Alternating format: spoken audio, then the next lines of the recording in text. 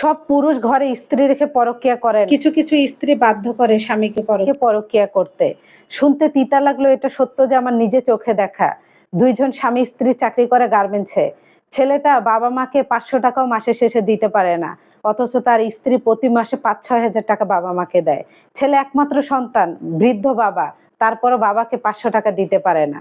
আর মেয়েরা 6 বোন, আরো বোনেরা গার্মেন্টসে চাকরি করে, তারপর ওই মেয়ে তার বাবা মাকে টাকা দেয়। আচ্ছা, সে চাকরি করে দিক, তুই তোকার ছাড়া স্বামীকে কথা বলে না, 1000 বার ডিভোর্স চায়। সংসারে ম্যাক্সিমাম কাজই পুরুষটা করে, শুধু তার স্ত্রী তরকারিটা রান্না করে। তারপর স্বামীকে তুই ছাড়া কথা বলে না। শুধু সন্তানটার মুখের দিকে তাকিয়ে স্বামী এখনো সংসার করতেছে, বলে আমার বাচ্চাটা মা হারা হবে। দিনে 1000 বার বলে তুই আমাকে ডিভোর্স দে, আমি তোর সাথে সংসার করব না। তাহলে আপুরা তুমিই বলো, ওই পুরুষের স্ত্রীকে রেখে এখন পরক্রিয়া করা উচিত কিনা? যখন ওই পুরুষ অন্য নারীতে আসক্ত, এখন স্ত্রী বলে বেড়ায় যে আমার স্বামী পরক্রিয়া করে। পরক্রিয়া করতে তো তুমি বাধ্য করেছো। তাই আপুদেরকে বলতে চাই, এই স্বভাব তোমাদের যাদের মধ্যে আছে এখনই পরিবর্তন করো, নয়তো বা 10টা বিয়ে হলেও তুমি কখনো সুখী হতে পারবা না। একটা কথা মনে রেখো, দাঁত থাকতে দাঁতের মর্ম দিও, স্বামীর মতো কেউ হয় না।